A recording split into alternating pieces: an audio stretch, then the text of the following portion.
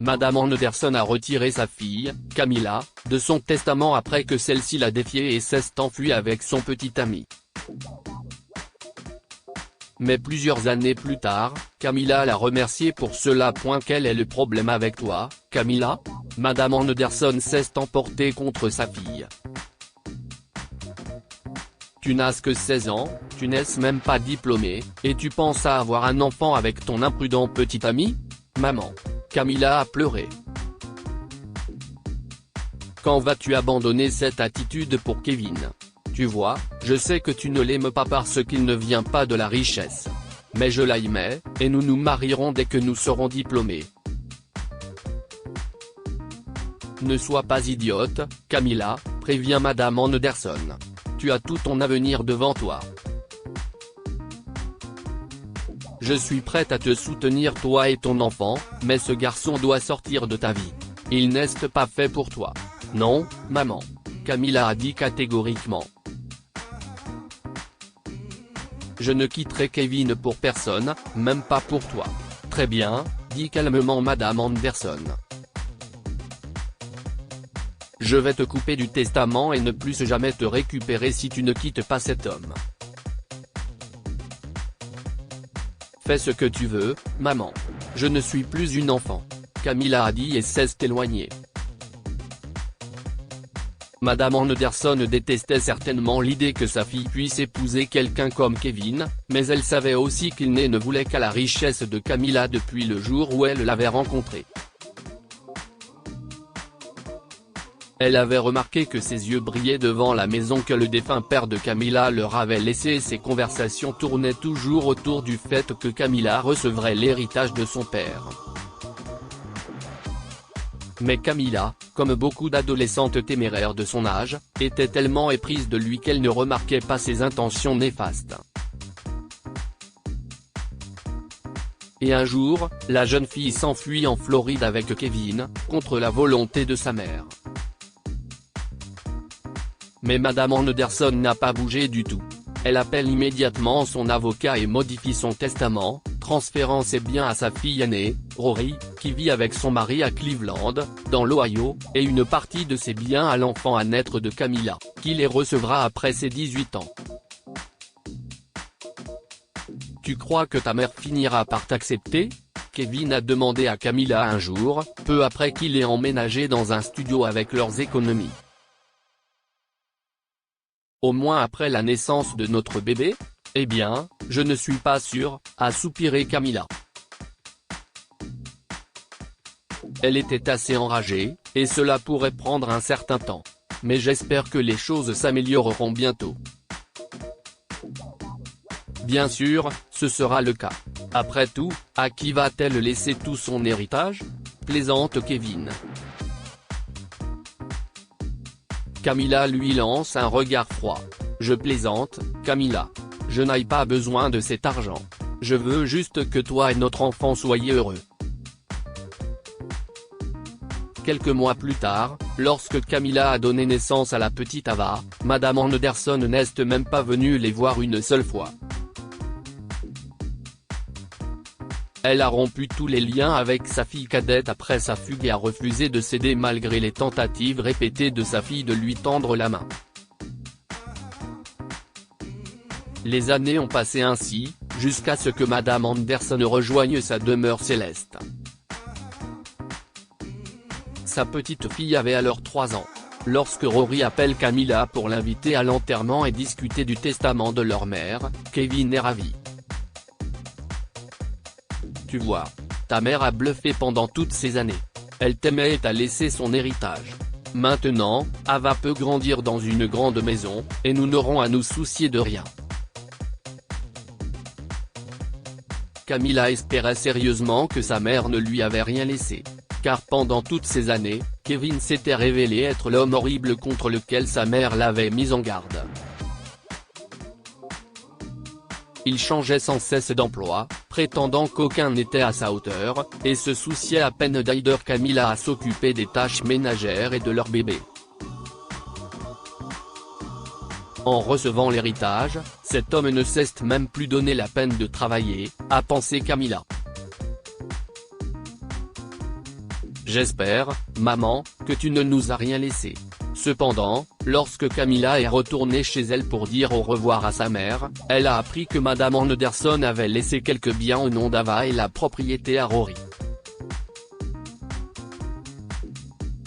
Camilla a été blessée que sa mère lui ait réellement coupé les vivres, mais elle a été ravie lorsqu'elle a réalisé que sa mère tenait à Ava. Mais Kevin, si est une toute autre histoire. Qu'ouest ce qui ne va pas avec ta mère, Camilla? Comment peut-elle ne rien nous laisser? A-t-il fait remarquer sur le chemin de l'aéroport. Ta sœur est riche, et elle n'a même pas eu besoin de quelque chose de ta mère. Et pourtant, elle a eu la maison. Si est malsain. Waouh Kevin, Camilla lui a jeté un regard sévère. Je ne savais pas que tu étais si préoccupé parce que maman allait nous laisser. Le ton de Kevin a brusquement changé. Non, chérie, ce n'est pas ce que je voulais dire. Je parle d'Ava et de son avenir. Je suis juste inquiet pour notre enfant.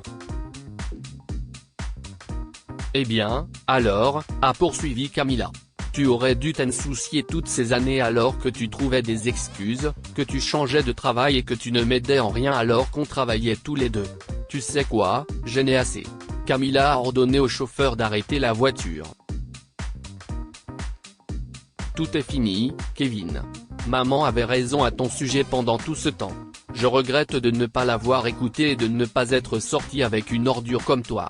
Camilla a pris ses bagages d'une main, a appelé un autre taxi et est partie avec Ava. Sur le chemin du retour, elle n'a pas pu s'arrêter de pleurer et a dû appeler sa sœur. Je regrette de ne pas avoir écouté notre mère, Rory. Je n'ai jamais vu à quel point Kevin était horrible. Je ne sais pas quoi faire maintenant. Calme-toi, Camilla, l'a consolé Rory. Pense à Ava. Elle est jeune et a besoin de sa mère. En fait, viens directement à la maison de maman. J'ai oublié de te donner quelque chose que maman avait laissé pour toi. Quoi? Maman m'a laissé quelque chose? Camilla a sangloté puis a essuyé ses larmes. Oui, je pars ce soir pour la maison, mais avant cela, je dois te le remettre. En arrivant à la maison de sa mère, Rory a remis à Camilla une enveloppe et une lettre. Ceci m'a été envoyé par maman quelques jours avant sa mort. L'enveloppe, elle, vient de moi, et je veux que tu l'ouvres après avoir lu la lettre, a-t-elle dit. Camilla a ouvert la lettre et a commencé à lire. Cher Rory, commence la lettre. J'espère que tu vas bien, chérie. En fait, je voulais te parler de Camilla, mais tu es toujours occupée, alors j'ai pensé à t'envoyer cette lettre. J'ai toujours eu peur que Camilla finisse par prendre de mauvaises décisions à cause de son insouciance, et malheureusement, si est ce qui est arrivé. Lorsque j'ai changé mon testament il y a quelques mois, j'ai transféré la maison à ton nom, mais je veux te demander de la transférer à ta sœur si elle en a besoin. Je sais que j'ai l'air un peu partial là, mais si est ta petite sœur, et je ne fais pas du tout confiance à son petit ami Kevin. Il pourrait la larguer un jour s'il trouve quelqu'un de plus riche. Je détesterais voir ma fille sans abri. Alors, s'il te plaît, chérie, prends soin de ta sœur quand je ne serai pas là. Avec amour, maman. Les yeux de Camilla se sont mis à couler quand elle a fini de lire. Mais quand elle a ouvert l'enveloppe que sa sœur lui avait donnée, elle a éclaté en sanglots. Elle contenait les papiers de la propriété que Rory avait déjà enregistrés au nom de Camilla. Maman voulait rencontrer Ava, et elle avait aussi prévu de venir te voir à Noël, dit Rory en consolant sa sœur. Malheureusement, elle a été victime d'une crise cardiaque. Mais elle t'a toujours aimé, Camila. Elle n'a jamais voulu te quitter. En ce qui concerne la propriété, Josh et moi avons décidé de te la donner. Nous voulons simplement que tu sois heureuse, et si est ce que maman voulait aussi. Oh, si seulement je pouvais la voir juste une fois, a sangloté Camila en serrant Rory dans ses bras.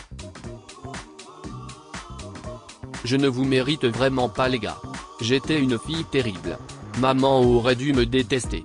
Si est bon, Camila. Ce qui est fait, l'a consolé Rory. Tu dois être forte maintenant. Tu dois t'occuper de ta fille. Si tu as d'autres problèmes, il suffit de m'appeler, d'accord? Camila n'a pas prononcé un mot. Elle est restée assise à pleurer et à serrer sa sœur dans ses bras, se rappelant tous les bons moments qu'elle avait passés avec sa mère. Que pouvons-nous apprendre de cette histoire? Les mères ont souvent raison. Madame Anderson soupçonnait que Kevin était un homme avide, et ses soupçons ont été confirmés. Parfois, les parents doivent être stricts pour que les enfants réalisent leurs erreurs. La façon dont Madame Anderson a coupé la parole à Camila pour lui donner une leçon le prouve. Lire aussi, Jerry Lewis a intentionnellement déshérité ses 6 enfants, mais pas sa fille adoptive. Abonnez-vous à Amomama sur Google News.